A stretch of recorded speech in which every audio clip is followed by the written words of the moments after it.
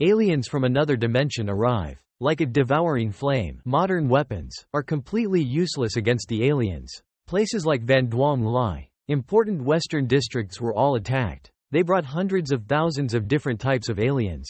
They attacked the lands and the people. Because it was impossible to fight against so many aliens, humans failed in the battle. A few awakened with special powers. The hunters became the main force in the war. The war lasted for a year, exchanged with all sacrifices, resisting the hordes of aliens at the Tay-Sun border. Countless people were permanently lost. Dear friends and loved ones sank into sorrow. However, taking advantage of such a situation, some people betrayed their nation and sold out their compatriots, relying on the aliens to gain immense benefits and positions. They joined forces with them, taking the Tay-Sun border as the southern boundary. Humans were enslaved in the occupied area of the aliens. Finally, humans and aliens welcomed a temporary peace, but this led to countless people losing their dignity. Cheap peace begins the story on a starry night at a large mansion, lit up with lights. This is the territory of the aliens. In Tan Sun District, Tan Sun City, Governor's Mansion. Inside the mansion is filled with a banquet. Incredibly delicious and tempting food. There are two men having a conversation. Isn't this wedding far too grand? Especially in times when resources are scarce.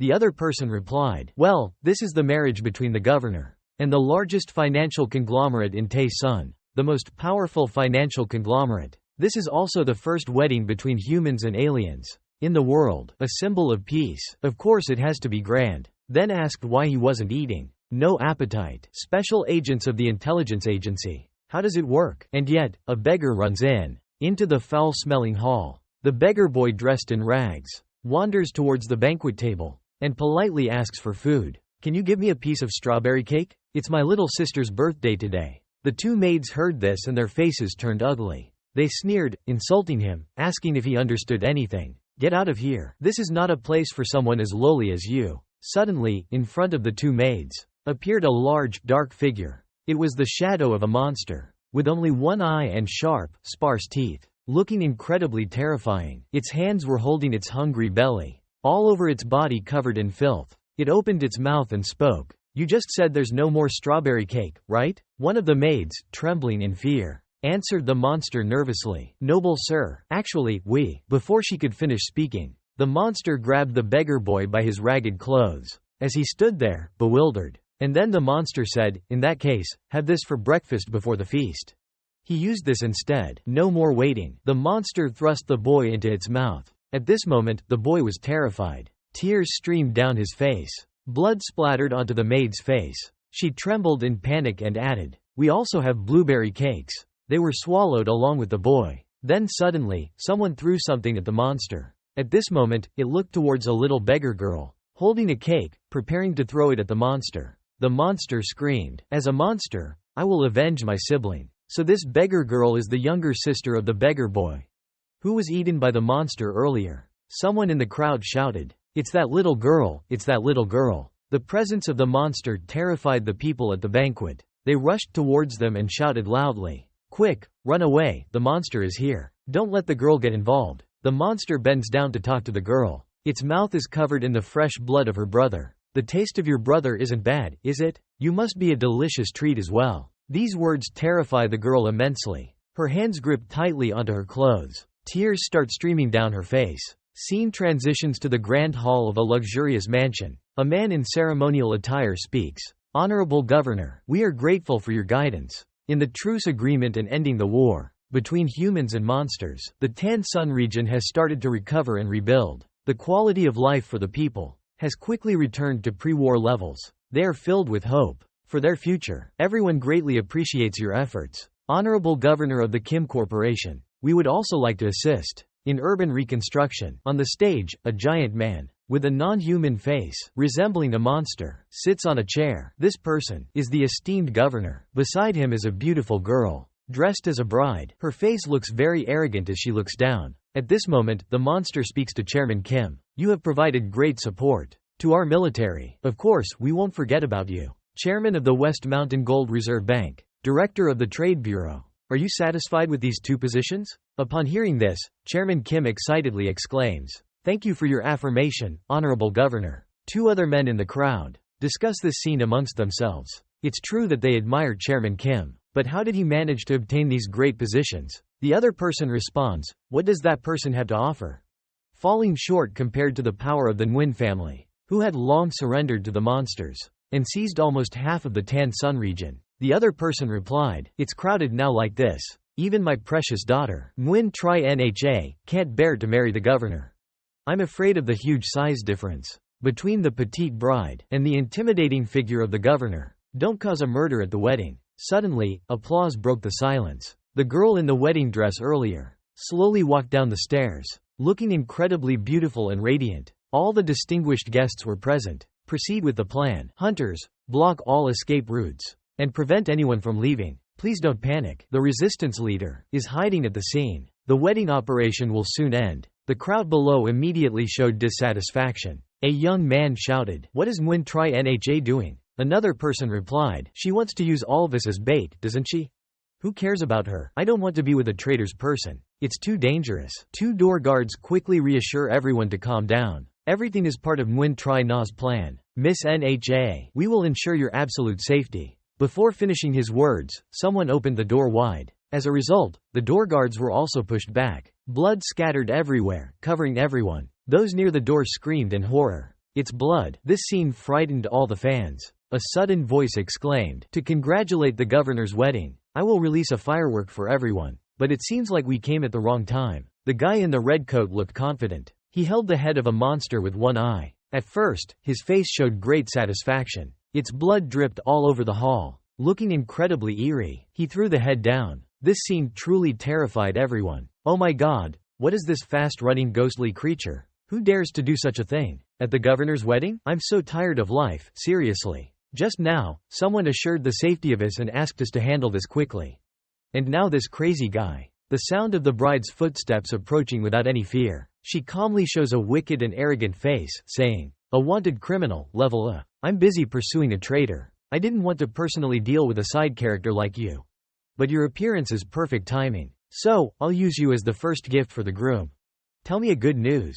The hunters that I found have arrived at the martial arts hall where you were adopted. Their original purpose was to use the martial arts hall as bait to lure you out, but since you weren't there, maybe your accomplices were killed. Ta Tri just smirked and didn't pay attention, just sneered. If I trained them, they would have been killed by garbage martial artists. If it were me, they would have been torn apart by the scum sect, proving that they are trash and should die. She laughed wickedly. Ta Tri showed her mysterious purple eyes. I don't like men who talk big, because their other parts are not hard enough. Then, she pointed at the hunters, ordered to capture Ta Tri. Immediately, a group of people appeared. They approached the standing Ta Tri. She ordered them to stay. They replied, yes, miss. Then, they rushed to Ta Tri. They planned to draw their swords and kill her. At this moment, our male lead casually raised his hand, while the other hand was in his pocket, preparing to attack. At the same time, he declared, Dong, the shrimp soldiers in front of me are quite impressive. Well done, well done. Then, he used his hand to attack, continuously launching a series of deadly strikes. Each strike he made was the most lethal strike, aiming for fatal blows. They went up to the shrine to admire the fire fowl. This technique of monks is undoubtedly fast, strong, and extremely decisive. You smiled mockingly, looking at Nguyen Tri Nha in a mocking manner. I suddenly remembered a sentence. If you and the demon get married, could you still be considered a woman? Oh, but now I'm not sure if you're still a human or not. The demon governor watched the play for a while, and finally couldn't wait any longer, and immediately approached you, causing the ground where he stood to crumble. Your interesting abilities are clear. You don't have any magic on you. You're not a hunter, and you're not a demon, yet you have such powerful strength. The protagonist tightened his grip and said to him, remember this is martial arts. Immediately, you use your hand to punch the demon's stomach, causing this place to be filled with dust and rocks flying everywhere. He just said. His hand managed to stop the attack of the monk. Your martial arts skills are only at this level. Some of our group invaded another world, where martial arts are highly regarded. Unfortunately, I haven't seen anyone who is as strong as you. Everyone in this world is just worthless.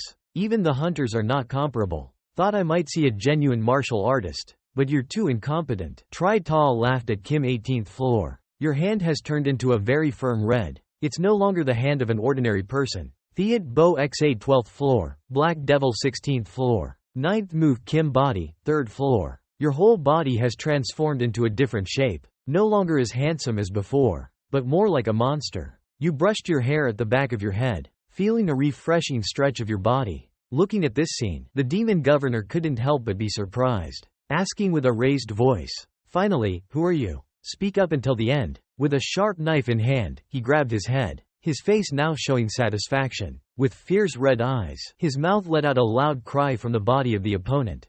Then he forcefully threw down the demon. By now, he was heavily injured. Without caring, he asked, "You definitely aren't human. What kind of monster are you?" "A bunch of external demonic cultists, feeding on human lives. How can you understand the true meaning of martial arts? Immortals are the pinnacle of martial arts, existing only in legends. Now, I have condensed the 5 supreme primordial energies, exceeding the limits of humans, becoming a true celestial being." In the world of martial arts 5 years ago, many large and powerful demons appeared, surrounding the two men, a young man and another with graying hair. He appeared quite old but had a strong presence. A teenager's voice rang out, "Master, you also have a demon? They are everywhere, we are surrounded." Worry appeared on his face. His body bore many wounds. His mouth was bleeding. It seemed like he couldn't resist much longer. The old man also just swung his sword, killing a demon. The old man responded, "So, this is a trap. I didn't expect that I and the head of the evil sect would die here." A girl with purple eyes and long hair, mocking the leader of the 5-sword sect. "So, the sect leader has only this much capability? Even so, you were not quick enough. Why not let me drain all of your inner energy? Squeeze your body dry, so the sect leader can kill more demons." Suddenly, a giant foot appeared. With just one step, it caused the young man to instantly lose his life. His body at this moment was being crushed underneath the gigantic foot of that monster. The blood inside you, under the immense pressure of a stomp, that shoots out all around. The young boy at this moment is no different than a tomato, being crushed by a human foot. An extremely bloody scene, with Kia's big foot stepping down, which belongs to a colossal monster. This monstrous creature not only possesses a gigantic body, but also has an incredibly muscular and solid body. The colossal monster gives a mocking smile as it glances down at the old man.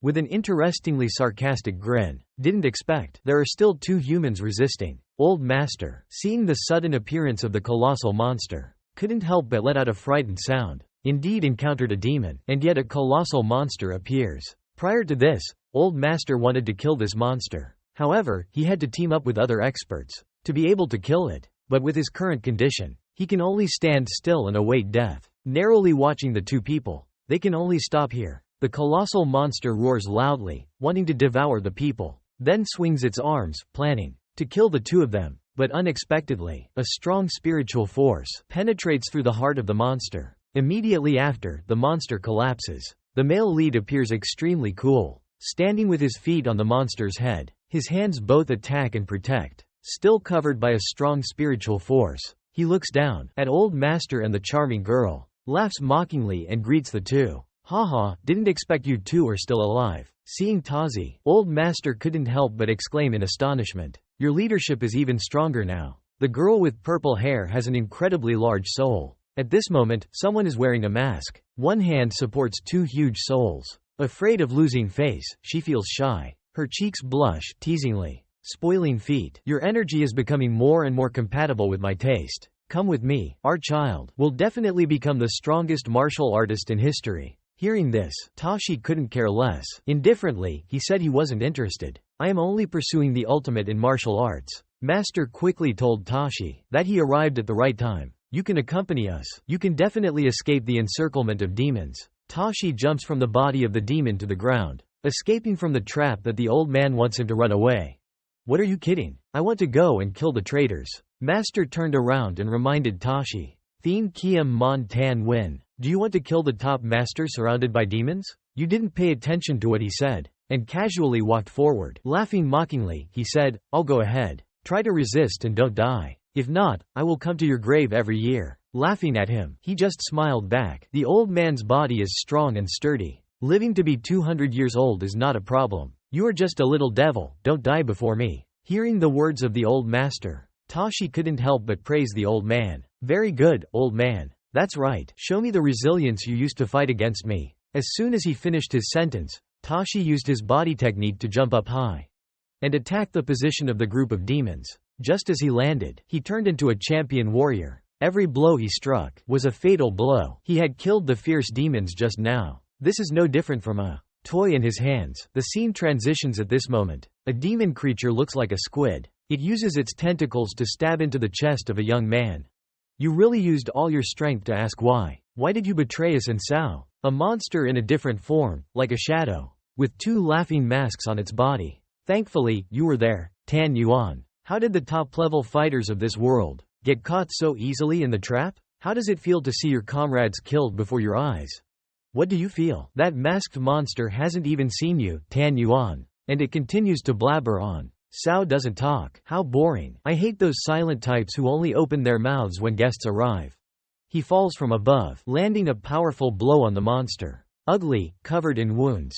That monster eats your attack, and is beaten to a pulp, unable to resist at all. Your appearance at this time causes a powerful shock, with you at the center. Shockwaves radiate outwards, raising clouds of dust. The masked monster looks at you and assesses. Seems like a worthy opponent. Not bad enough to make me enjoy the hunt. Before anything else, Tan Yuan stands by, lands a punch towards the masked monster. The masked monster quickly dodges. It looks towards Tan Yuan and taunts.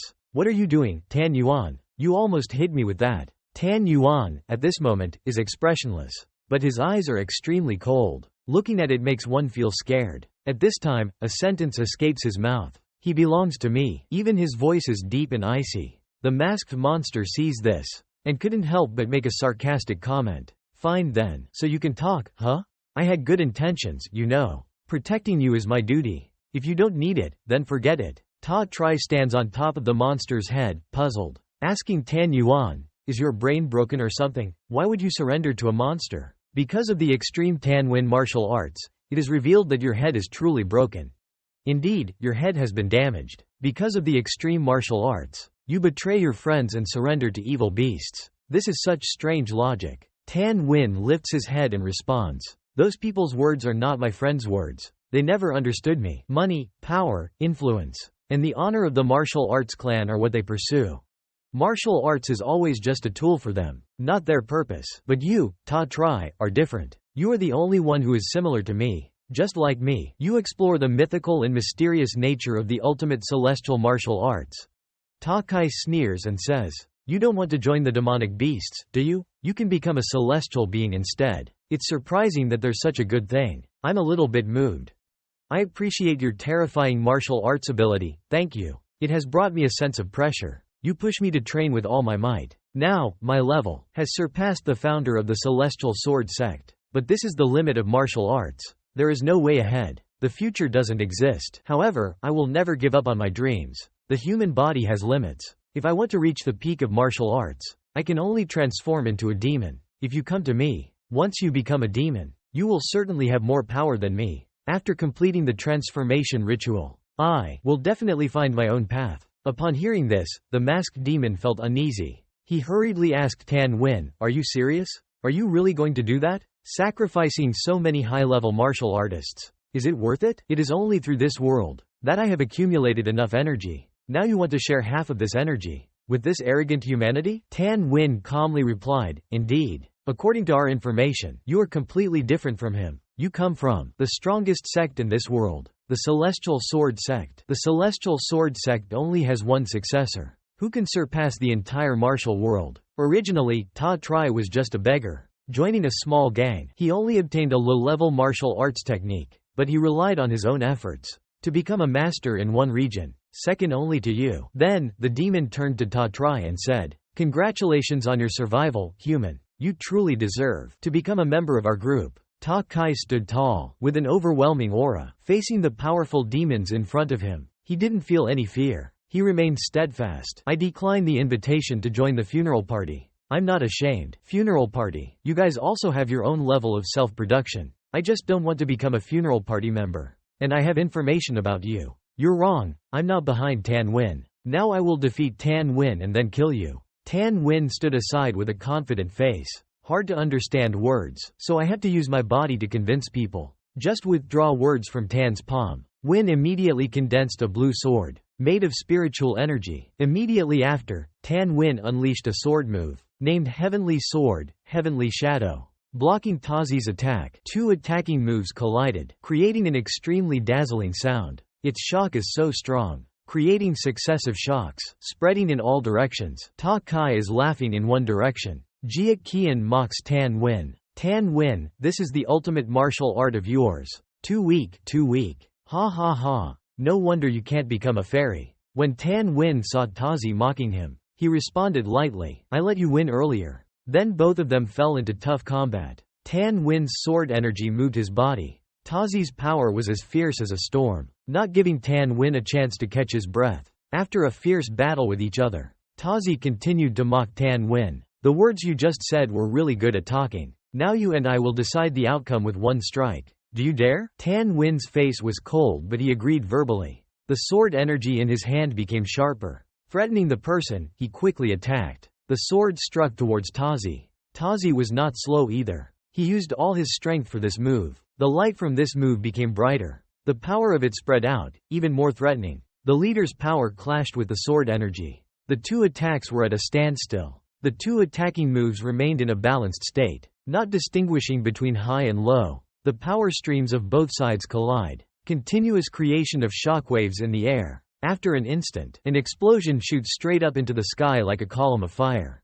Like a dragon spouting fire. The earth and rocks around are all swept away. Floating in the air, the explosion disappears at this moment. Only layers of smoke remain. Floating in the air, a drop of blood from that eye, continuously dripping on the ground. The injured person is none other than Tan Zan. At this moment, on his arm, which he just used to wield his sword, it is bleeding continuously. After the duel with the devil, this is obviously the wound. After defeating the evil, a move that triumphs and loses. Described step by step, emerging from the smoke and dust. He looked at Tan Zan and asked if he was recovered. Although Tan Zan was injured, there was no sign of worry or fear on his face.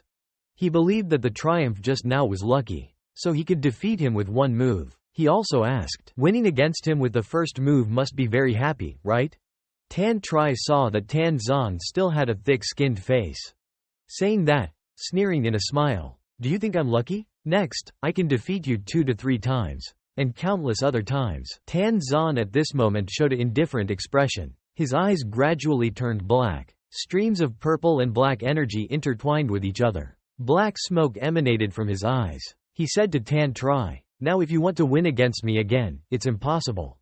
It's a pity, because he has begun the transformation ceremony. Countless currents of purple and black energy are entangled, like electric currents enveloping Tan Zan, moving around him, creating a flow of air running around him. The dust on the ground moves due to the influence of the airflow. And Tan Zan at this moment is inside, no longer able to see clearly his face, but only saw shadows inside. After a while, a stream of energy converged towards Tan Wen's location, increasing day by day, surrounding Tan Wen, turning Tan Wen into an irresistible attraction. Seeing the current situation like this, didn't just stand still, but these streams of energy were all absorbed from the deceased, and countless demons and creatures merged together, then gathered and flew towards Tan Wen's attraction. The surviving demons around, at this moment, were chanting together a spell. In the ritual, evolution immortal, evolution immortal, the more the demons chanted, the brighter the attraction became, and the energy absorbed from the previous corpses was no longer there. All of it had been completely absorbed by Tan Wen's attraction. Suddenly, in this moment, the attraction emitted a powerful energy stream, as if the process of breaking the attraction had come to an end. The dazzling light disappeared, revealing the new appearance of Tan Wen. A pair of jet black wings gathered together to cover the majority of Tan Wen, only revealing a face with sharp features.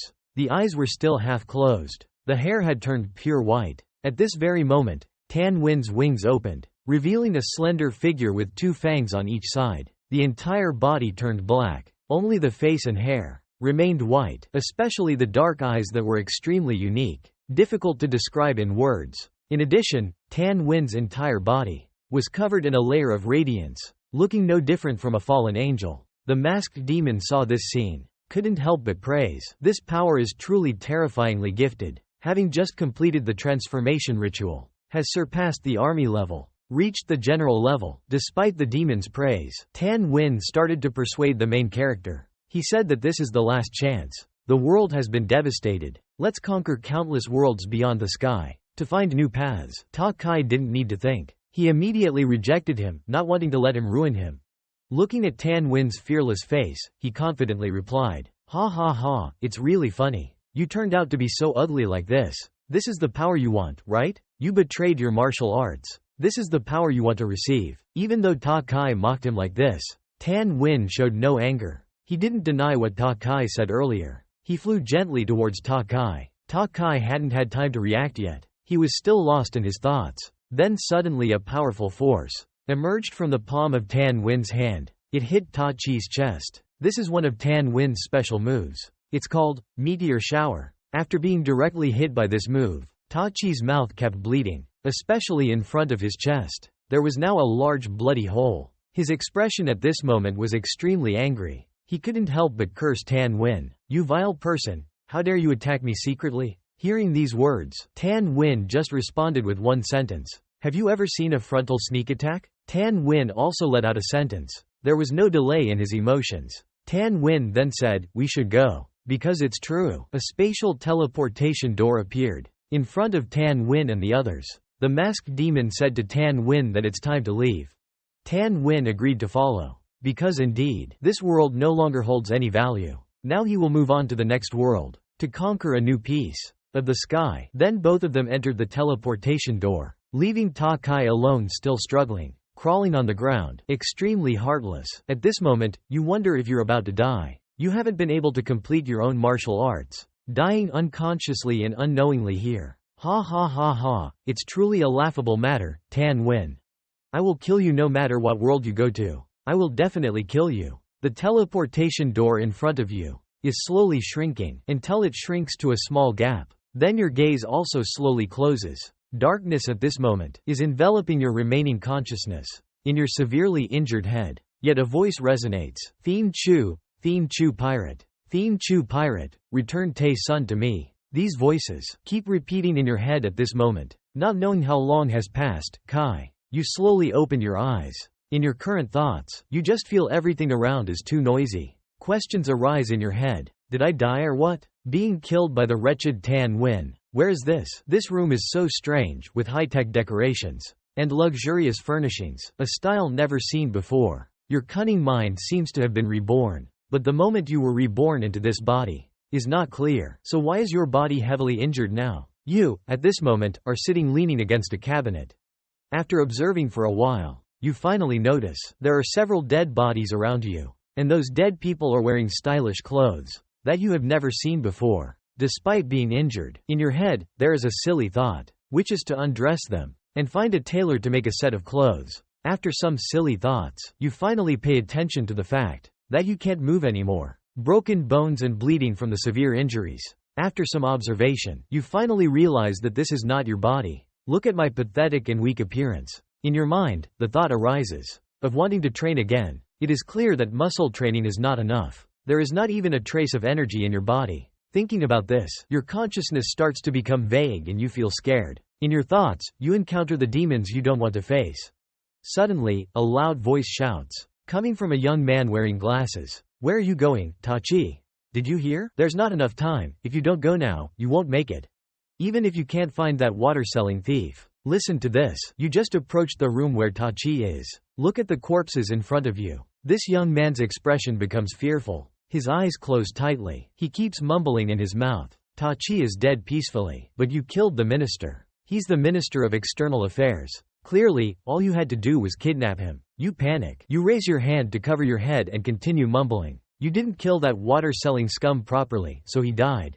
If he dies, the peace agreement can temporarily be halted. This place is not safe. We should leave, Taji. Tachi is still sitting, collapsed. He doesn't say a word. It seems he has fallen unconscious again. The young man with glasses approaches Tachi to check on him. He sees that Tachi is still breathing. The young man with glasses lets out a relieved breath. It's good that I didn't scare him to death. Then he helps Tachi up. Tachi continues to mumble in his mouth. This water-selling scum didn't die well. If he dies, the peace agreement may be temporarily paused. A mocking voice suddenly rings out. Hero, huh? A banner of violent disorder. These brats only know how to play house. Do you dare to call yourselves heroes? A middle-aged man with blonde hair enters. He accidentally steps on An's hand. He seems to sense something. He suspiciously looks down and makes a sound. Then, they come up and ask why did they die. Those sons of B****** really lost their minds. It's one thing to cause trouble at the embassy, but killing innocent people? I don't understand. I really don't understand. From protesting to killing people now? All of you are Taesun University students, full of promise. Yet, why can't you think straight? Why join the traitorous army? The enraged youth with glasses shouted in anger. The despicable scumbags from the Special Intelligence Agency. They don't know yet, they still dare to ask. Of course, it's to prevent you from signing the peace agreement.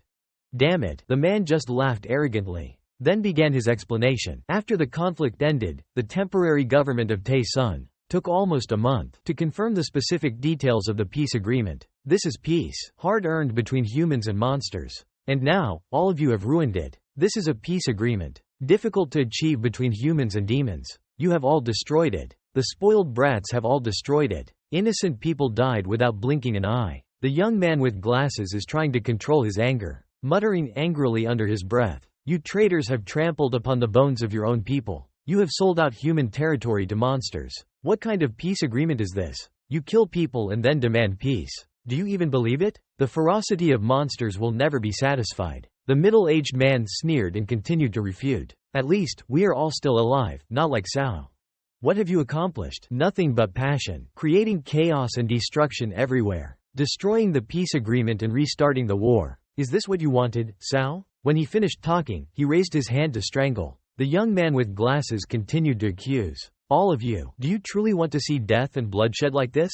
The young man being strangled tried to resist. But with the strength of an ordinary person, what can he do? You can escape from his grip. Of this middle-aged man, right? He reveals a cunning and sly smirk. The game you guys played has gone too far. Now it's time for you to die. Then he releases his grip from your neck. His attitude changes 180 degrees. His expression returns to normal. Stop messing around. You guys are precious students of Taesun University. You can't die here. You young man. After he lets go of you, you sit down on the ground. Hands clutching your throbbing neck. He continues talking to the young man in front of him. Moreover, dying is too easy for you guys. At a guard station on the high guard tower, under the dazzling headlights, there are two silhouettes of two men. Their faces not clearly visible standing on it. Below are a group of students from Taesun University, shouting and protesting against the actions of the high-ranking officials in the military. Based on what did they arrest us, traitorous scum like you? Theme Chu nationalists return Taesun to us. Theme Chu nationalists return Taesun to us.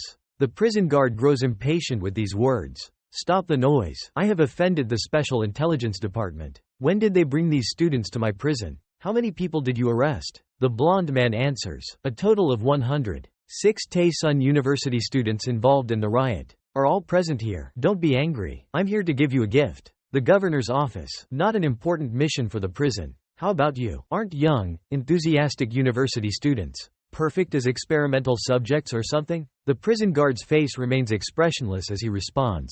Are you mocking me? Taesun University is the #1 university in the Taesun area. Many prominent figures in politics and business have graduated from Taesun University. I don't want any trouble. The middle-aged man with blonde hair questioned him, suspiciously. Afraid, actually. The prison guard immediately shook his head and denied it. Why would I be scared? I'm just worried about the public outcry. It will affect the peace agreement signing. The middle-aged man with blonde hair realized this and expressed a bit of astonishment. Slow down, they killed the Minister of Foreign Affairs.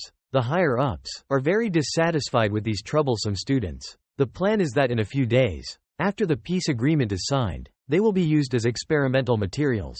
Out of sight, out of mind. The prison guard heard this, and his expression changed a bit. So that's how it is. No wonder, no wonder. They brought them to my territory again. I will definitely take care of them. Is there anything else I need to pay attention to? The man with blonde hair then reminded him that there was a student brought to the cell early, named Taji. According to the information, he has been practicing martial arts since childhood, and has decent fighting skills.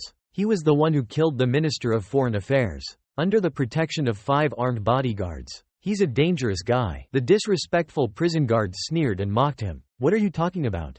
Dangerous? This prison has me, a Class C hunter, serving as a guard.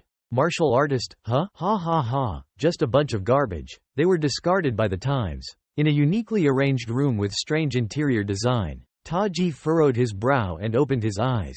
As he struggled to sit up, he looked at the scenery arranged around the room, and had a bunch of questions in his head. He didn't know where this living room was. What is this? Did someone bring him here after he lost consciousness? Who is that person? What is their purpose? This doesn't matter anymore. The wounds on his body are getting worse now. It's quite interesting. He is now racing against death. His mouth curled up at this moment. Now, if you don't want to die, you have to quickly cultivate the true yang qi. In your previous life, you were born in poverty to survive. Since a young age, you practiced martial arts, but it didn't amount to much. In the early stage of cultivation, you couldn't establish a solid foundation. This small mistake has seriously hindered your future cultivation progress. You sit up in the posture of an old man, closing your eyes, placing both hands on the two legs.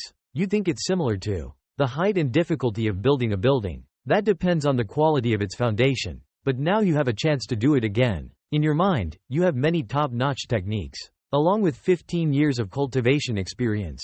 Not long after, you will surpass your past self. The most suitable top-notch technique for this body is the pure yang gong technique. Within a short breath of time, you have cultivated the true yang qi. This new body of yours is quite talented. My friends will only make me feel restless. Man Kuang Hin is unbelievably powerful. He sits down to talk, waiting for Ta Kai. You won't really lose your memory, will you? Ta Tri was resurrected from the dead, so there are no memories of this world in his mind. Usually, reincarnation comes with inherited memories. But the author of this book didn't want that, so Ta Tri expressed his drama. I'm really sorry. My mind is quite chaotic now, and I can't even remember what happened before. Can you tell me if I'm an I? And why am I here? Kuang Hin heard that. He opened his mouth to question Ta Kai. Do you still remember your name? I didn't completely lose my memory. Ta Kai replied to what he heard. Ta Kai then sat and listened, stroking his chin and nodding. You look at Kuang Hin and ask again. Is the name of this body Ta Kai, right? I heard you call me that way. Seeing his best friend asking such a foolish question, Kuang Hin recounted the entire previous incident, while Ta Kai sat and listened, stroking his chin and nodding. This world has been invaded. Humanity has lost 1/3 of its territory, and had to make a compromise with the demons to achieve peace. Currently, you and the guy with glasses next to you are both students of Tay Sun University. Because to prevent the signing of the peace agreement, under the arrangement of the rebellious army, these students took to the streets to protest. But this protest was just a cover for a plan. Actually, it was the abduction of the diplomats. But the plan changed. Ta Tri killed the diplomat, and then everyone was imprisoned. Man Kuang Hin saw Ta Tri deep in thought. He quickly explained to Ta Kai, "Don't worry, the rebellious army won't abandon us. They will soon take us out." Ta Kai noticed Kuang Hin's lack of confidence, and asked him again if the rebellious army is really strong. Sao has killed many monsters, gaining strength. His expression changed drastically. His tone was very serious. He replied, 100,000 demon beasts, 1,300 traitors.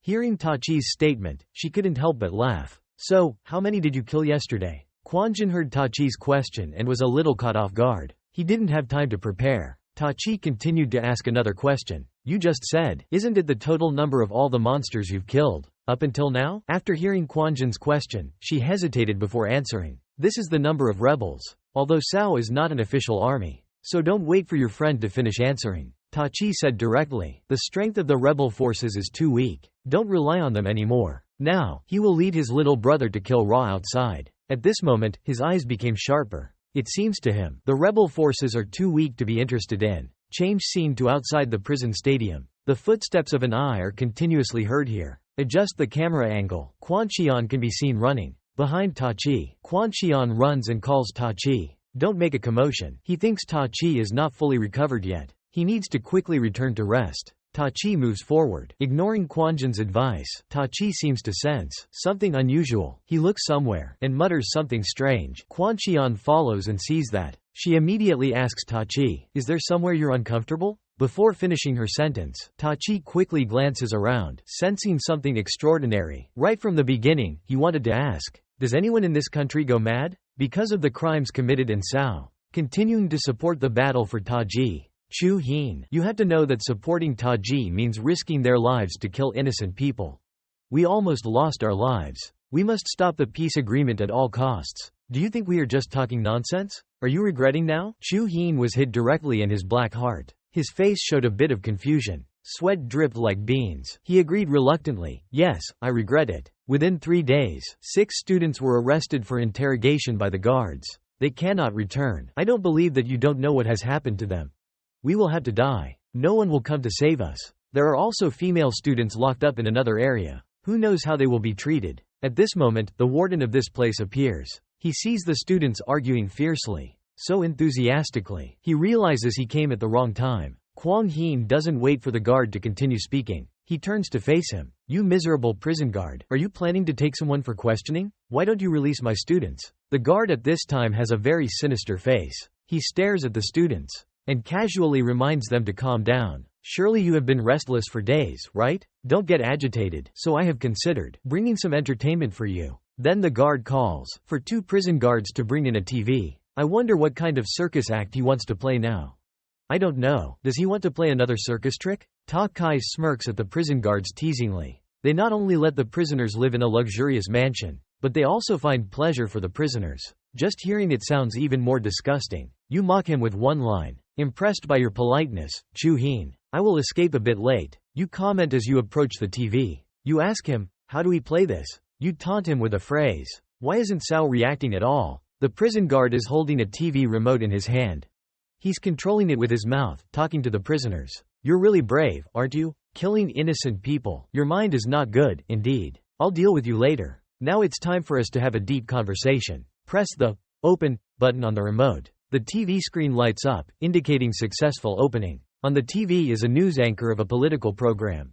She's talking about political news. After 30 days of negotiation, long-awaited peace has finally come. Due to misunderstandings caused by different cultures, wanderers from different worlds have clashed with humans. The war has lasted for a year, resulting in significant losses for both humans and monsters. Today, at the Tae-sun border, humans and monsters have reached a peace agreement. The screen now shows an image of humans and monsters smiling and shaking hands. The agreement will use the Tae-sun border as the boundary. In the southern part, temporarily, monsters will live and be managed there. Just then, a sound of falling was heard. It's one of the students. His expression is full of suffering. He cannot believe that the peace agreement between humans and monsters can still be successfully signed. Kwang Heen sees this news. He also cannot believe it. He grits his teeth in anger, asserting that what was shown on the news is a scam, certainly fake. How could the peace agreement be completed so quickly when the Minister of Foreign Affairs is dead? The supervisor looks at the angry faces of the students. Then he sneers at them. "Ha ha ha. What are you expecting? Just a few students can't change the world's trends." He looks at the students in front of him and can't help but mock them. "Ha ha ha. You think you can stop it? The changing of the world's direction. Death of a diplomat. The future can be changed. The positions of the 2 races can be altered. Stop joking around, you losers. If you can't see the situation clearly, you'll become sacrifices in the game of power. Well, you've already been abandoned. The temporary Tae-sun government has grown extremely tired of you. Mutinous soldiers will not waste their strength on you either. Your only value is to become experiments for this prison. Listen here." Kwang Heen has just realized something is off. In the last sentence, he stares at the guard and shouting asks what the experiments are. "What have you done with my classmates? You insane fool." If the news of this prison were to be revealed, before he can finish his sentence, Kwang Heen is interrupted by the warden. His expression now becomes sinister. His eyes on the students are no different than the eyes looking at test subjects, waiting to be dissected for research. He's confident that no one will know about this. Even if they know, they can only praise and praise him. They can only compliment what he is about to create. They are the future of humans and demons. He pushes Kwang Heen aside. Today he doesn't want to deal with him. His experiment for today will be Ta Tri, the leader of this rebellion. "Listen, Ta Kai. You don't have to listen to the guard's nonsense anymore." You turn your head and smile. You glance at the approaching guard. If he asks if you're done speaking, tell him about the interesting game of putting humans and demons in a box, but he's tired of it. So, try to win his favor more. Otherwise, he'll soon escape. After Ta Tri is taken away by the prison guards, I wonder what they will do to him. But with Ta Tri's abilities, nothing will happen. Kwang Heen is angry here. Tightening their fists, they hit the iron frame forcefully. The sound echoed sharply. Furious, he told everyone. They couldn't wait any longer. Now someone could save them. Only themselves. Everyone had to act quickly. But this was enemy territory. If they wanted to do something, they had to have a detailed plan. Otherwise, failure was certain. Chu Hin saw Kwang Hin's attitude. Not only did he not support, he also made a displeased face, telling him to stop. Stop pretending to be a hero now. Didn't Kwang Hin do nothing when their classmates were captured 2 days ago? Why did Chu Hin have such a rebellious spirit? And Kwang Hin analyzed seriously. Everything is different now. The agreement of peace has been signed between humans and monsters. All the students here have become abandoned. If they don't want to become prison experiments, they only have 2 choices: commit suicide or fight against him, this prison warden, and escape this eerie place. Chu Hin still had a difficult attitude. He said, "Don't think I don't see through you." Kwang Hin only cared about personal gain. Because he was taken away by the prison warden, it made Kwang Hin impatient. Truly, using a petty person to measure a noble person, Kwang Hin remained calm. He wanted to save not only himself, but also his classmates, who were taken a few days ago, and the girls imprisoned in other areas.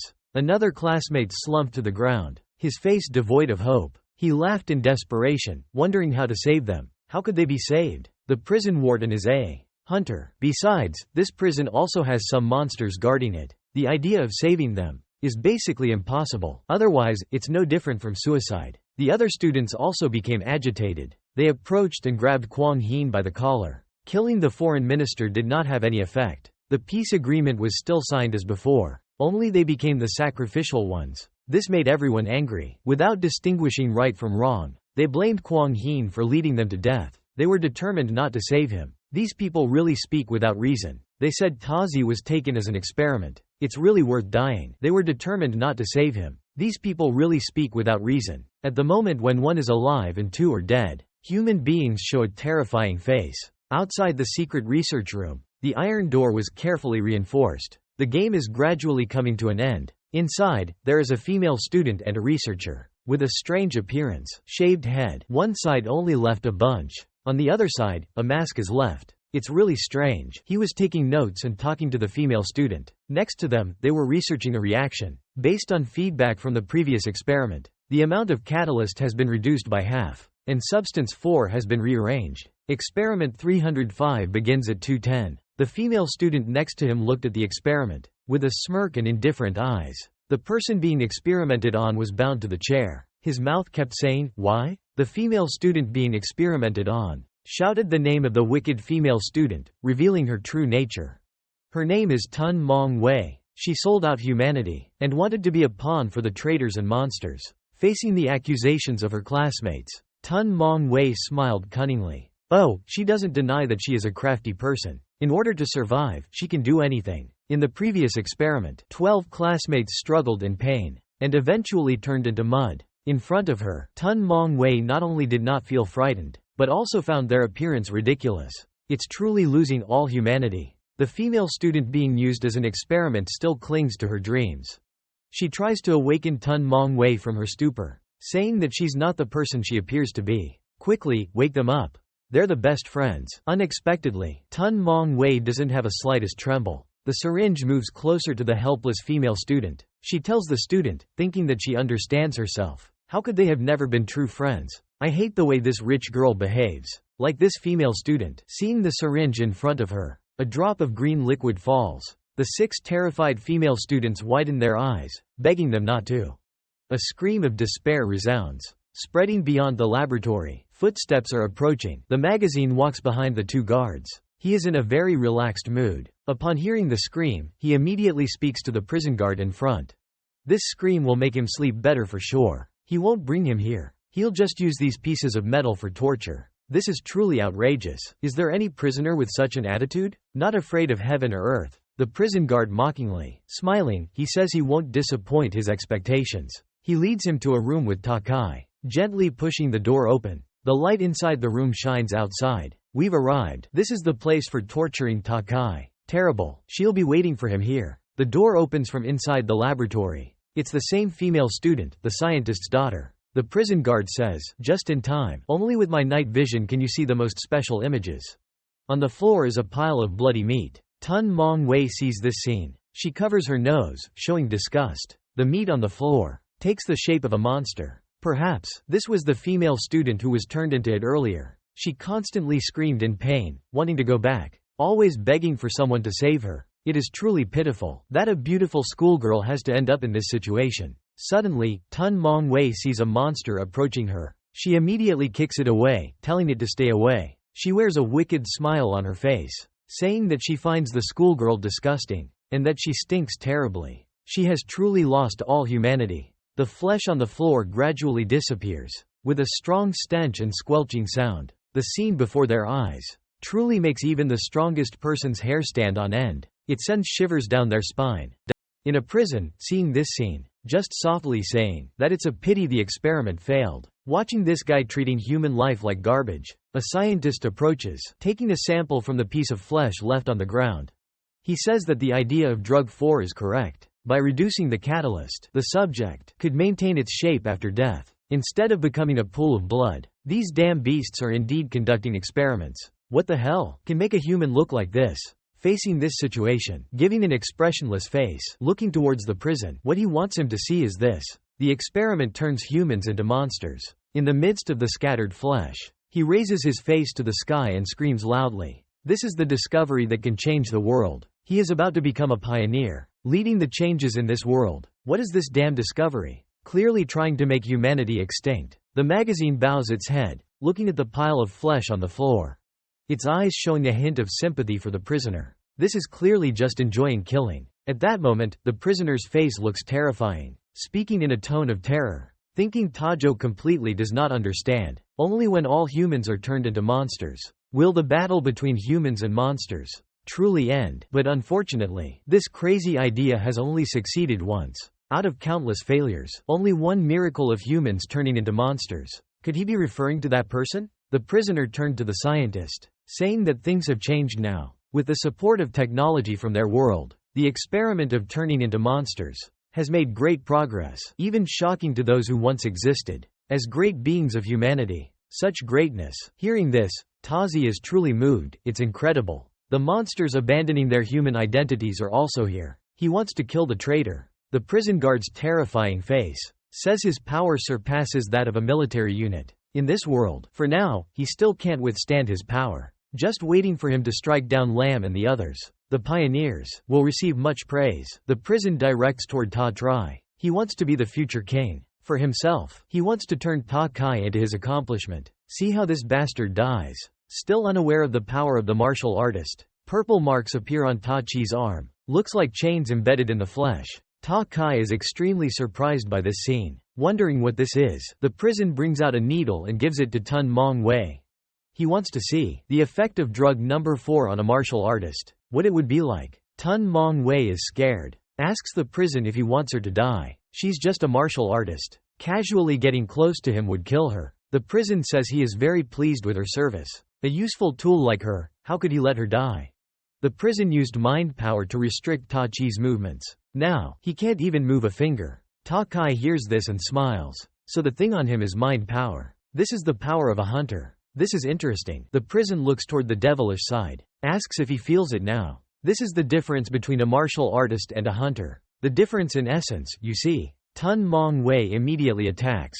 Tun Mong Wei takes the needle. After hearing the prison say Ta Kai has been sealed, her actions become more confident. Holding the syringe, she approaches Ta Kai and says, "Don't blame her. All of you fell into this situation because of him. She just wants to live." Hopes Ta Kai understands. The prison sees this scene, laughs loudly, asks Ta Kai how it feels to be betrayed by a comrade. Agony and anger. He really wants others to suffer to death. Even humiliating martial artists. He thinks martial artists have been abandoned by time. So becoming a monster is the right choice. Tun Mong Wei raises the golden needle in her hand and utters a sentence she shouldn't have said. "Farewell, useless hero." Ta Kai hears this, and his face becomes serious. He asks her to say it again. Tun Mong Wei notices this, and stands up, holding the needle tightly, and stabs towards her neck. Her expression turns shocked. Tun Mong Wei sees death approaching, and begs Ta Kai for mercy. Wondering how he could move and beg for mercy, he quickly withdraws the needle. Ta Kai looks at her with disdain. So this thing is a needle after all, and this is how it is used. Ta Kai injects the solution into Tun Mong Wei's body, and she screams for mercy. But it's already too late. Kai Nguc sees Tun Mong Wei being injected by Ta Kai, and his face immediately becomes terrified. What just happened? In the blink of an eye, Naim Luke lost control over Ta Kai. After being injected with the solution, it immediately takes effect. Her body immediately twists, and her voice loses its flexibility, repeating each word rigidly towards Kai Nguc. A second later, she transforms into a terrifying monster. An ugly creature that is hungry as soon as it transforms. Monster. It opens its sharp-toothed mouth towards Kai Nguc. But he manages to escape. Unfortunately, the scientist doesn't have the same agility, and is swallowed by the monster. He only manages to cry out for help a few times. Behind, Ta Kai is strangled by the suffocating aura. He silently counts and realizes that the danger is approaching. From behind, Kai Nguc curses Ta Kai and asks what he is counting. What's going on, Ra? That's the amount of time needed for Tai Chi's wounds to fully heal. Now the prison warden can die. Tai Chi doesn't say much. He throws a punch that slams the prison warden into the ground. After being hit by Tai Chi's power, the warden is blown through a wall. Then he lands a hit on another wall. After this move, Tai Chi feels something is off. He punches with his full force, but feels nothing. It's impossible. The destructive power of this move pushes the prison warden through 2 walls. Why doesn't it feel like a hit? Tai Chi approaches him and asks, "You just used that strange power." Prison warden smirks and laughs. His eyes flash with a terrifying purple aura as he says, "Tai Chi doesn't know about this. A level C hunter can use aura to protect themselves from missile attacks. Like a useless person like you, I can't be hurt by you. How can he be so powerful?" After hearing these words from the prison warden, Tai Chi feels excited. The aura power of a hunter is valuable for research. He wants to see the strength of his power, so he decides to let him live a little longer. Next is a terrifying scene. The prison warden stands up, but his pose is not normal at all. He looks like a zombie. He tells Tai Chi to pay attention. The aura of a criminal like him, the strongest martial artist in history, is only equivalent to a level C hunter. He asks Tai Chi if he knows what that means. This is not meant as a mocking challenge. Why does he refer to himself like this? It means he has reached his limit. A second later, the prison warden immediately attacks. A purple energy converges into a sphere and shoots towards Tai Chi to see if this guy really has some strength. But with this move, how can he make it difficult for a martial artist like Tai Chi? Tai Chi gently tilts his head to the side. Avoid the energy spheres. The energy sphere hits the wall and immediately explodes. But there is no change on Tai Chi's face. A slight change. From this, it can be seen that Tai Chi's spiritual power is not to be underestimated. He cannot be taken lightly. He gently brushes off the dust from his clothes and laughs, evaluating the previous move of the prison warden. The destructive power was not bad but not focused enough. It wasted a lot of energy. The flexibility is normal. The direction changed twice. The second change of direction was extremely rigid, easily avoided. You can see that he didn't let this move hit his eye. He hears these words. The prison warden laughs and says Ta Chi is very relaxed. He thinks he's reviewing food, not fighting. The previous attack was just a greeting. He then condenses 2 more energy spheres in the palm of his hand. It seems that this attack will be stronger than before. Just after that, from his 2 hands, countless different energy spheres are continuously shot out, creating a storm of attacks.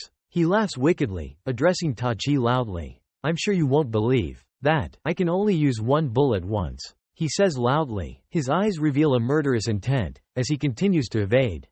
"I wonder where else you can hide." Ta Chi swiftly defends, quickly moving between the destructive bullets of the prison warden. The agile steps of a martial artist. But now he doesn't have his aura. If they were just 1 move, this weak body would die immediately. But Ta Chi not only has no fear. On his face is a clear expression of excitement. He is not afraid of facing challenges. Ta Chi squeezes a small rock in his hand, preparing for a counterattack. He throws the rock with an incredible speed. It flies straight towards the prison warden, thinking that the rock will hit the prison warden and injure him. But things are not that simple. The psychic power around him formed a barrier to block the attack. After this attack, Kai prisoner looked at Ta Kai disdainfully. This stone attack does not harm him at all. But how can Ta Kai easily give up like this? He holds a bunch of stones in his hand, then throws a stone towards the Kai prisoner. Or else it will be a stone rain. But those stones all get blocked by the Kai prisoner's force field. He breaks through, laughs mockingly at Ta Kai, saying that his stones cannot break through his defensive force field. Facing the mocking words of the Kai prisoner, Ta Kai remains confident. He says that no matter what, it's worth a try. He still has a stone in his hand. He wants to continue attacking the enemy. In front of the stone in his hand, Ta Kai launches it and collides with the other stones. He threw, changing their trajectory. The stones collide with each other, creating the sound of cracking. Kai prisoner sees this and mocks. Ta Kai is crazy, but he cannot imagine that he has fallen into Ta Chi's trap. Everything in front of him is fading away. The surroundings become blurry. Then, what Ta Kai is using is not simply using stones as weapons. His purpose is to use hypnotism. He is a master of this ancient technique. Hypnotism can be used with words, sounds, smells, and actions. Eye contact to control the consciousness of others. The objects of hypnotism are diverse, from candle flames to pendulums. The question is, can hypnotism be used in combat or not? Of course it can. In the martial arts world, a sect specialized in using hidden weapons and flying props to attack has invented the hypnotism technique. This technique does not require spiritual power. Just using sound, collisions between hidden weapons, and the trajectory of flying props can distort the opponent's consciousness. This technique can cause the opponent to enter a state of weightlessness, or even unconsciousness. This is what the mind has been aiming for since earlier. Just in a blink of an eye, the prison guard's mind was controlled. The mind is as fast as lightning, seizing the opportunity to unleash a series of violent attacks on the prison guard. But this also made the prison guard regain consciousness. The old man's angry expression came out, his eyes staring fiercely. It was really fun fighting just now. The two blocks of force converged in his hands, getting ready to attack. He laughed loudly in such close distance. Surely the prison guard couldn't dodge this move. But things didn't go as the prison guard thought. He just saw the mind lightly flicking its finger on his forehead.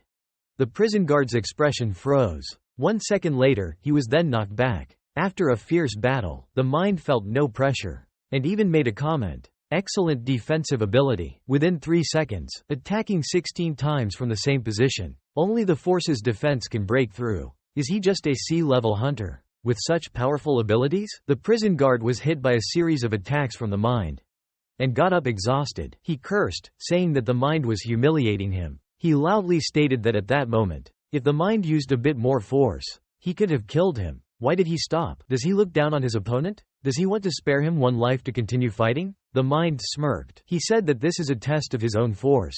Before the research ends, he won't kill him. Hearing these words, the prison guard became even more furious. He hated that he couldn't kill him immediately. He angrily said that the mind dared to see him as an experiment. What good luck. It's just Ta Chi's only chance to kill him. The old man said it's Tamao's trick. It won't work a second time. But before he could finish his words, Ta Chi gave him a knee strike to the chest, hitting the old man's face in the process, thinking that this blow would cause significant damage. But no, the prisoner laughed and told Ta Chi it was useless. The old man said, his defensive power has been restored. He won't give Ta Chi another chance to attack consecutively. Again, Ta Chi slowly approached him, explaining that he didn't intend to use the same attack again. If that's the case, then what's the point? He really sees the enemy in front of him as a test subject. Suddenly, the prisoner's eyes rolled back, and blood gushed out of his mouth. Finally, what did Ta Chi do to him? The prisoner spat blood, and asked Ta Chi what he did to him. Ta Chi calmly explained. At the moment he broke the prisoner's defense, he sensed the intensity and frequency of the mental power that the prisoner possessed per second. Just by holding onto those things, he could easily disrupt the mental power and directly inflict damage on his body. But he also realized that everyone's mental power is different. If he has to break an opponent's mental defense once before he can use this direct damage skill, then it's not very useful to him. In a real battle, when he breaks the opponent's defense for the first time, he can already determine victory or defeat. Hearing Ta Chi's words, the prisoner became confused. He realized that Ta Chi is truly insane and can't be understood with normal reasoning. The battle continues. The figure moves swiftly everywhere with lightning speed, invisible to the naked eye. Even the guards outside heard the sounds coming from inside the laboratory. They wondered if there was an escaped prisoner. But it was the interrogation room where the warden was. A second later, the warden appeared, to the surprise of the guards, because they were standing in his attack path. The prison guards were immediately torn apart. Without a chance to scream, he stopped and looked back, wondering if the distraction was taken care of. Gunshots rang out from the smoke. He asked why the warden was running away. Wasn't he the one who enjoyed experimenting in Sao the most? The warden stepped out from the wreckage, both hands empty. Relaxed, he spoke to the warden. Continue the experiment. In a desolate, ruined landscape, No light shone through the sky. Darkness enveloped everything. A fearful man appeared, kneeling before a guard. He seemed to be one of the henchmen. They were discussing a certain key. The man knelt on the ground. His face was swollen and red from being beaten, missing a tooth. He admitted to copying a key, but he didn't know it belonged to the ice house. Then the young man heard the confession from the criminal. He immediately displayed aggression. Turning away, he emanated a purple light. He said that the key the man copied belonged to the foreign ministry office. The man on his knees. After hearing this, he hurriedly said, he didn't want to know. He won't reveal half a word outside. Please spare my life, he pleaded. Seeing the hunter raise his hand forward, black matter emanated from it, heading towards the criminal. The only thing the criminal managed to say was that he was wrong. That is the underground king of Tae-sun's criminal gang. He also heard stories about him when he was growing up. In his head, a question arises. What is the relationship between Tam Dao and Ta Tri? The blonde-haired guy explains. Over 15 years ago, Tam Dao adopted an orphan child, and he named him Ta Kai. The name drew disdain from his subordinates. Even though Ta Kai is Tam Dao's son, so what? He is currently the strongest martial artist in Tae-sun. Tam Dao cannot even compare to a Class B hunter. The commander's eyes spark with a hint of darkness. Except for Vo Quan Ming Tam. That's just the surface. That useless old man. There are many gray industries that cannot be exposed. Organizations affiliated with the underground society. Although most members are thugs, they do not show themselves in public, but they possess a lot of secret information. Even the lower-level youths quickly guessed. Those that the boss mentioned. They are the yellow-haired traitor army. The guy blowing cigarette smoke praises his intelligence. Those yellow-haired rat traitors. They completely vanished and hid after the war. To completely wipe out the rebellious group, it is necessary to rely on the intelligence network of those local rogues. Thinking about this point, the young man also admits, if they can actually catch the traitor army, or even their leader, it will be a great achievement. But what will happen if what they do is discovered? Killing the foreign minister and attempting to sabotage the peace agreement is a serious crime. The blonde-haired guy smirks and says that if he is alone, how can he be so daring? The death of the foreign minister, and even the ownership of the underground society, are all related to the power struggle between the major figures above, with the support of a conglomerate behind. So he can do it. He does not want to be known as the head of the intelligence analysis department. Devoted to this title for a lifetime, aiming towards subordinates. Do you also want to be a team leader for life? Sao's subordinate's face turned dark. Of course he doesn't want that. He himself has his own ambitions. He looks up at the headmaster Ha Thien Long, saying he will follow him and can handle everything. That cunning person. Headmaster Ha pulls out another cigarette, telling him not to do anything. Ta Kai is the center of this matter. They have to try their best to keep their distance from him, to not cause trouble for the boss behind. The team captain wonders if Ta Kai recovers from his injuries and wakes up. He talks nonsense. Then Ha Thien Long has also considered this. He keeps Ta's life just to use him as bait. Ha Thien Long's face becomes sinister. He wants to save someone when Vo Quan Min Tam intervenes.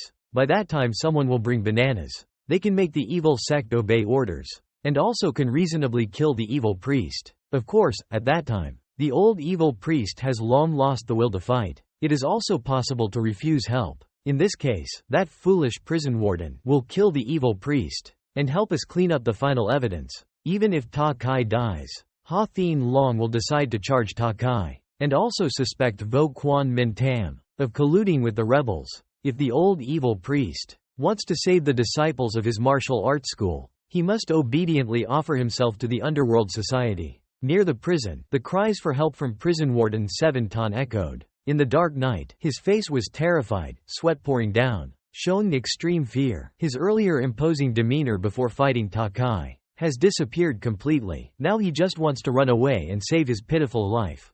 Suddenly a loud voice booms. The owner of the voice is a monster. In front of the prison head, who is gasping for breath, is a tall monster, about twice the size of an adult. It asks the prison head hurriedly, what is going on? It shouts, what happened? The prison head quickly responds, the monster named Lim Da Nyan. There is a criminal attacking him. And then another monster appears. It has the same insect-like shape as the name Lim Kia, but its shell has a darker color. He tells Lim not to let the trash in front of him become the prison head. Lim reminds him, otherwise he will become the prison head. Don't forget, thanks to this loyal servant, we can relax.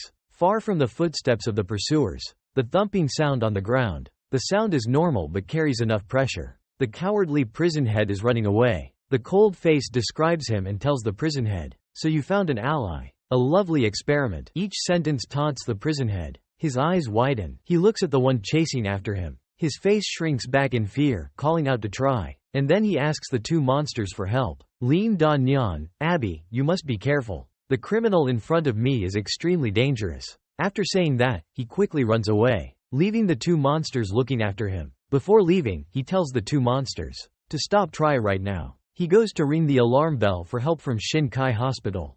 Abby sees the cowardice of the prison head. He laughs and says to Lim, "This is the loyal servant you mentioned, ha. He left us and ran away." The monster Lim looks at his companions mocking him. Then he gets angry. Surrounded by killing intent, he says, "Abby remains silent. Leave this criminal in front of us for me to deal with." This despicable prison head, Kia Tri, stands in front of the monster twice his size.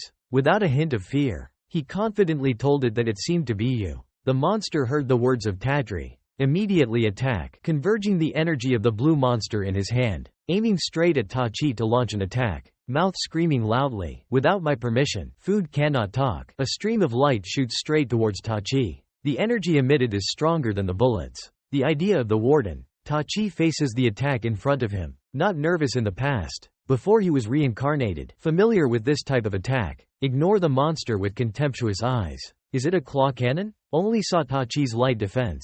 Take a step forward. Raise your hand and touch the monster's arm. Redirect his attack. Did not receive any damage. It's not just about strength, but also perception. Tachi's fighting is also powerful. Then Tachi grabbed the monster's arm. With a simple motion, lifted Lim up into the air, pulling him backwards, facing the attack. This monster's outdated move. He's already tired of it. Lim Kia couldn't believe that the humans in front of him, with just one hand, can lift up his magical form and knock him down. A loud noise. The monster crashed down to the ground. Monster Abby saw his comrades easily knocked down. His eyes became furious and angry, ready to attack the humans in front of him. He also realized, this criminal is not as simple as other food. Tachi saw his demeanor. Then he said, "If he intends to hinder my experiment, I don't mind killing the armor creatures. You precious rare animals need protection. But it's not over yet." Lim Kia, not because of a simple attack from Tachi, was defeated. Its eyes were red with anger. Its voice loudly spoke to the protagonist.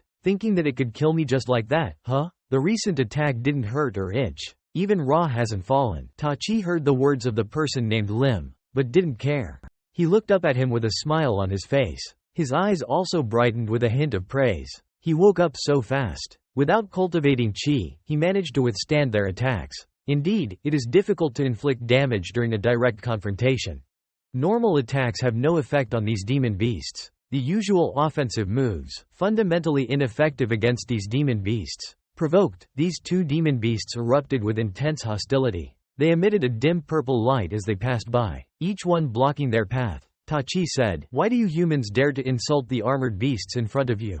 This time, don't even think about leaving here alive." Tachi looked at the ferocious appearance of the two demon beasts. They did not know that in a past life, he had faced these armored beasts countless times. He remembered every characteristic. The sixth segment of the arm would be vulnerable if bent in the opposite direction. The eyes are particularly sensitive to light. The fourth segment of the spine has a small hole covered by an outer shell. Listening to the analysis of his own body's structure, Lim exclaimed in horror, "How do you know those things?"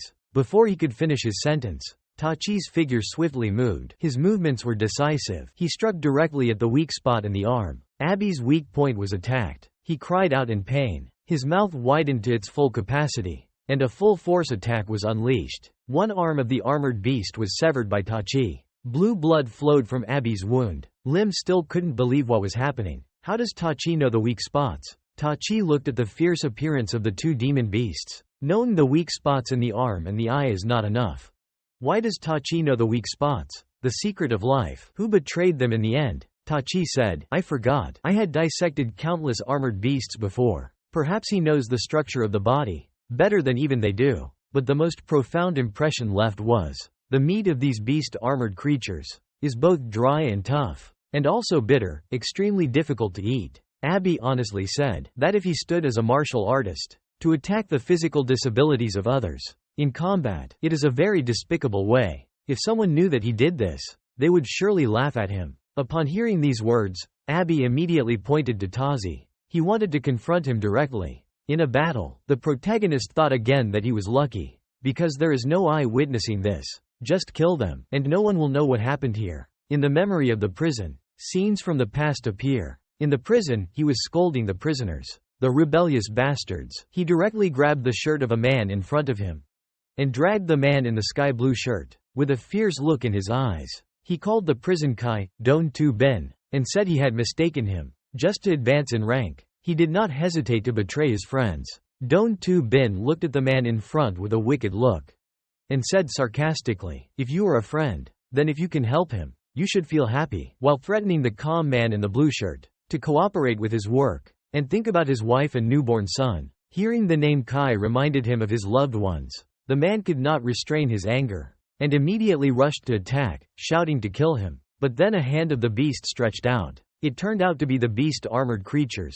He pinned the man to the ground, warning him not to do anything. His loyal slave. Because of this, Don Tu Ben, the beast, were able to capture over 40 rebels. The rewards they received were not bad either. Humanity was suppressed under the huge bodies of the beasts, struggling and shouting to quickly release their captive prey. The beast Lim Kia spoke in a tempting tone to the young man. He knows he is a contact person for the rebel army. Just revealed to him the list of rebel soldiers.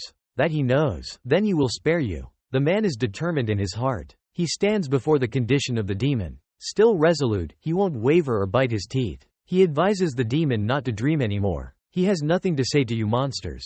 He is determined not to betray humanity, like the prison warden did. Next to him is the warrior Don Tu. He sees that the demon's temptation is not effective, and gives his opinion. These people are all very tight-lipped, and won't easily speak up, so let him take over this task. With his interrogation techniques, he is confident that he will learn all the information that the prisoner is hiding. The demon Lim Kia laughs when he hears this, and praises the warden. Yet, he is so cruel to his own kind that it makes him more interested. The rebel soldiers captured this time are all handed over to Don Tu. The man's eyes are filled with anger. He curses the one who betrayed his friends and betray humanity. He wishes that Don Tu will surely die in the pursuit of power. Swallowed up by his own greed, he will ultimately die a horrible death. Returning to reality, he is trying to escape the pursuit of the guards. In anger, he slams the alarm control on the table. He covers his head with his hands. At this moment, he suddenly thinks of the past. Looking at the inactive alarm system, the warden quietly curses. Those maintenance guys are just lazy. The communication system was destroyed in the war, and still hasn't been fully restored. Even mobile phones can't be used. The alarm bell inside the prison was also broken in the recent battle. There is currently no way to call for reinforcements. Outside, there are continuous loud explosions. The rocks were scattered everywhere. The current situation in the prison is extremely dangerous. The recent explosions must have come from the battle between Tazi and the two demons. He reminded himself he had to quickly kill the wretched Tazi. He had never seen a martial artist as extraordinary as him. He probably couldn't kill the two level X demons. He thought there was a 1% chance that both demons would be killed. And without support from outside, he would definitely be facing certain death. These thoughts flashed through his mind, and at the same time, sweat dripped down his forehead. His face expressed extreme fear. But how could he easily accept death? He had worked so hard to become the prison warden. He had to strive to rise above everyone else and become a true influential figure. His beautiful life had just begun. Suddenly, a glimmer of hope sparked in his mind. There might still be a way to solve this problem. Besides the defense system, there was also an alarm system here. It was temporarily tested in Zone B. If he could get there and trigger the alarm, he might have a chance to survive. At that time, help might come from the outside. There could be a chance of survival. At this moment, in the prison's courtyard, a loud explosion shook the ground. The rocks were being scattered. It showed that the battle between Tazi and the two demons had become intense. The continuous shocks attracted the attention of the captured students. They gathered in the prison's courtyard. Chu Hin, a student, planned to leave the two behind and let Tazi and Kwang Hin escape. His classmates wondered and protested, asking him what his intentions were. Chu Hin showed a dismissive gesture and said he didn't need to control those two. Tazi was courageous but clueless. Because of him, their plans were ruined. He killed the foreign affairs minister, which led to the capture of the students. As for Kwang Hin, Chu Hin scolded him for his deception and treachery. Because he saved Kai Kwang, some daring students sneaked into the building What an absurd idea. His actions only caused his trusted friends to lose their lives. Kai Heen's friend objected to his words. Angry, he criticized him for speaking so much. It was just a way to cover up his greedy nature, his fear of death. Chu Heen isn't some kind of righteous person. He doesn't hesitate to accuse his classmates. He admits that he wants to live. He also criticizes his classmates. Is it the same for them or not? But with the current opportunities, explosions are happening everywhere and the prison is in chaos. Kwang Heen's cousins are attracting the attention of the prison. Chu Heen said it and turned away. Coldly, he said to the remaining classmates, if they wanted to stay and bury their comrades, they could either follow him to escape or realize how afraid of death this person really is, wanting to trample on Kwang Heen's sacrifice and to protect themselves. But in the face of Chu Heen's enticing words, someone spoke up wanting to join him. His classmate objected, which was extremely surprising, given their comrade's decision. Each person just wanted to survive. They dismissed their normal friendship feelings. They put their own lives above all else. Chu Heen saw their actions and expressed his encouragement. What's wrong with being afraid of death? There's no need to feel guilty, it's our fault. Everyone, prepare to charge. A student headed towards the locked door. He said loudly that this was an exit. To go outside, just break this door. But a moment later, prison guards appeared out of nowhere. One guard kicked the student, stopping his attempt to escape through the door. The student was unexpectedly sent flying. He crashed heavily into the ground near his classmates. Don Tu Bin's eyes were cold. He looked at the students trying to escape. They thought it was just bad luck to encounter him, but he didn't intend to kill them. They still want them to come and help me. To lessen the punishment, Chu Heen noticed the intention of escape being discovered, and immediately changed his attitude to be submissive. Prison warden, we are simply afraid because of the explosion. The old prison warden didn't pay attention to his words, and ordered Chu Heen to keep quiet. The number of people he wants is not many. Even a few people is not a problem. If someone doesn't comply, the consequence will be death. Chu Heen heard that, and hurriedly ran after him, calling him, Warden, I will do my best to work for you. I feel ashamed to sacrifice my dignity for survival. Suddenly, a loud explosion occurred outside, followed by the body parts of the two monsters. It seems the battle has been won or lost. These monsters are invincible. Tazi has turned them into a pile of flesh. Chu Heen witnessed this scene, and screamed in horror that the two monsters were crushed. The prison warden gritted his teeth in anger. These foolish monsters were defeated too quickly. He didn't even have time to activate the alarm to call for reinforcements. Is he leaving his life behind? The lead pellet dropped from above. The monsters shredded flesh. The surrounding earth and rocks were forcefully ejected. The protagonist appears magnificently, amidst the astonishment of everyone. The most surprised person is probably Chu Heen. His eyes widened with disbelief, and sweat began to pour out. He couldn't believe it. How could Tazi defeat the monsters like that? Since when did he have such great power? Could it be because of the experiment? Tazi stepped on the bodies of the monsters, and looked at the prison warden with a pleased tone. Now no one, or any monster, can hinder their experiment anymore. And now this country, Don Bin has to postpone his plan to go to the Fire Nation. He tells Tazi that he has won, and he will coordinate with him to release all of his classmates, and then provide a temporary hiding place, to avoid the pursuit of monsters. But Tazi fundamentally doesn't care about the offer. His only destiny is to become his experiment. His classmates are afraid of living and afraid of dying. They want to leave Kwang Heen and Tazi. And now they say they're worried about themselves. Now they want to leave Kwang Heen and Tazi. The prison has surrendered now. Wants him to save all of them outside. Kwang Heen still directly tells Tazi to calm down. Think about it. Everyone being in jail is not your fault, right? So, it's Tazi's responsibility to save all of them. Like drowning, the prison used spiritual power to create a sphere aimed at Kwang Heen. Tazi took him as a hostage to threaten Tazi. If he doesn't accept his offer, he will kill him directly. Kwang Heen sees the energy approaching his face. He is frightened and quickly asks Tazi for mercy. Although their relationship is not good, but please help. Tazi looks at this scene. His face doesn't change. He looks towards the prison and Kwang Heen. At this time, the prison only knows that the relationship between Kwang Heen and Tazi is not good. But no matter what, the two of them are classmates. Years of friendship is not worth. Tazi doesn't care about what he says. He lightly waves his hand and tells him to attack. His attitude is not afraid, saying that he has never been threatened by others. The prison looks at Tazi's indifferent attitude. He curses him as a beast. Could it be that you don't really care about the lives of your classmates? I grabbed Chu Heen's hair, making Chu Heen even more scared. He keeps pleading with the prison not to kill him. He knows Tazi's weakness. This despicable guy ultimately chose to betray his friends. He said that Tazi's close friend is Kwang Hin, who is locked in the building. Catching him would be much more beneficial than catching him. He wants to take someone else's life in exchange for his own survival. Don Bin Tu looks at the boy in front of him, calling him a scumbag. It's interesting that he would betray a classmate for his own survival. Chu Hin anxiously asks if he can escape like this. But how can the prison be so simple? To spare the cunning Chu Hin? He says he hates anyone who betrays their friends the most. This statement doesn't make much sense, since he himself steps on his friends' lives to achieve fame. Ta Tri witnesses Chu Hin being brutally beaten by the prison guards, and stands silently watching the explosion in front of him. Prison takes advantage of the opportunity, while Ta Tri is not paying attention, and quickly runs away, still shouting that Chu Hin was killed by him. Before he could take it back, Chu Hin was already dead. Prison did not expect such incredible speed, and Ta Tri appears next to him, with a cold glare, telling him not to speak nonsense. Ta Tri throws a punch, sending the prison guard flying into the air. Ta Tri says it was Don Bin Tu who killed Chu Hin, but he assures him that he will avenge him. At the same time, footsteps can be heard approaching the gate. Turns out to be Mang Kwang Hin, who is still here.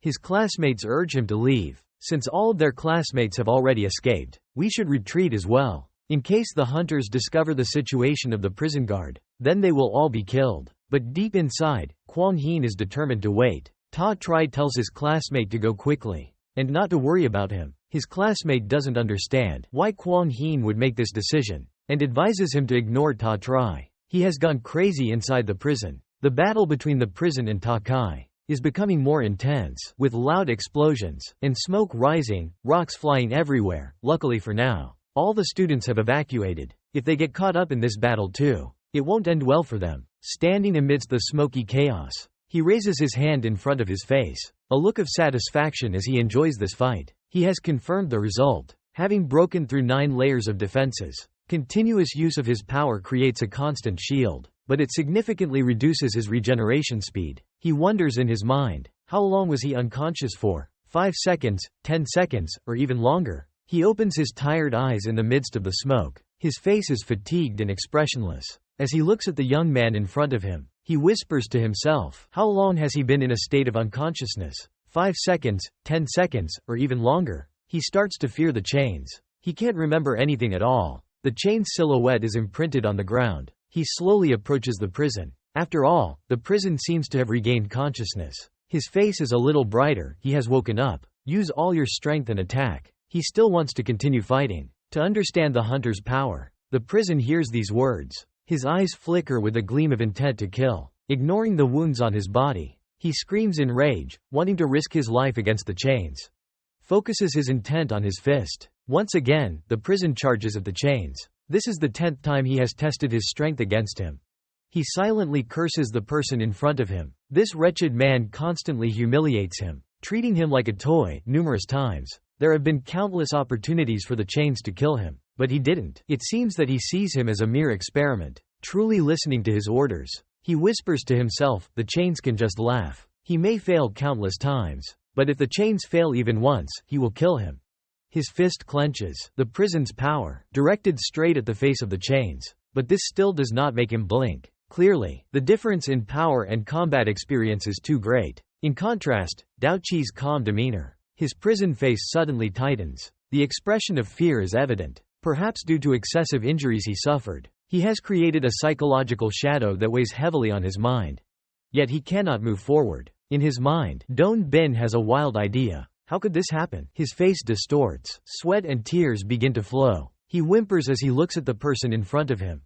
Facing the enemy so closely, he is unable to do anything. His body no longer follows his commands. Dao Qi's presence weighs heavily on his old mind, influencing his actions. He trembles and screams in disbelief, asking Dao Kai what he has done. He cannot face his enemy, nor control his actions. Dao Kai hears the complaints from the old man, and calmly responds that he did nothing. He reaches out his hand forward, and grabs the prison guard's fist, explaining the phenomenon he is experiencing. It is the instinct of self-defense in humans. Just like a rabbit facing an eagle, a deer facing a lion, this is biological instinct. The body of the prison guard is resisting his attacking command. He wants him to quickly evade the evil spirit. Don Bin trembles. He does not accept the truth. The protagonist still insists, saying he can still fight. He wants to kill Dao Kai himself. But his body shows the opposite of what he is saying. His body trembles more and more visibly. His face twists and tears stream down. The protagonist looks at his scared appearance and immediately changes his expression. He speaks to him in a deep voice, saying that even now, attacking won't work anymore. Then, it's the perfect time to study you more closely. Dao Qi's appearance at this moment is somewhat eerie. Cold and piercing eyes, hitting the flesh of the prison like a knife. He extends his arm forward, wanting to find out where his determination comes from the beating hearts on either side of his chest. This deranged protagonist finally wants to dissect someone. He even states that he will be extremely careful not to let the prisoner die easily. I wonder if it's a reassurance or a threat to the other person's spirits. The prisoner sees himself getting ready to become this madman's experiment. Right before his eyes, he immediately screams, tears and snot pouring out, wide-eyed, clearly showing every blood vessel in his eyes, in a state of extreme panic. Then there's only the sound of prolonged screams, and the sound of flesh being torn. Blood spurts from the prisoner's body like a stream, splattering into the air. Tatri stands there, looking at the result he just created. Bowing his head, he silently looks at the motionless prisoner, chest torn to shreds, no longer resembling a normal human body. And yet, he's still dead, still questioning his life. Strange from the perspective of a doctor. If it were a clamp like this, and he didn't die, modern medicine would probably be thrown in the trash.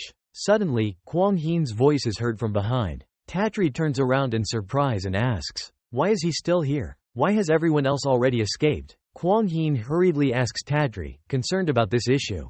Tatri looks around at all the wounds on the protagonist's body, his expression filled with surprise and worry. At this moment, blood from the wounds sustained in the recent battle begins to flow. Tatri looks back at the protagonist's face, blood dripping from his nose and mouth. Not to mention, there are also at least 10 wounds on his body. Blood spraying into the air. The sound of bones cracking can also be heard. Severely injured like this, and yet Tatri continues to speak firmly. "Misunderstand me not, Kwang Heen. These are by no means wounds. They were caused by excitement, carelessly using excessive force, which resulted in a few broken bones. The injuries are minor, and a good night's sleep will heal them." However, contrary to what the protagonist said, Ta Tri immediately collapsed to the ground. If you see, he was quite severely injured in this battle. He just faced the prison officers, merely exerting himself. Meanwhile, at the courtyard of the Ming Tam Martial Arts School, where Ta Chi's foster father, Ta Dao, presides, a beautiful blonde woman stands elegantly, wearing a white dress,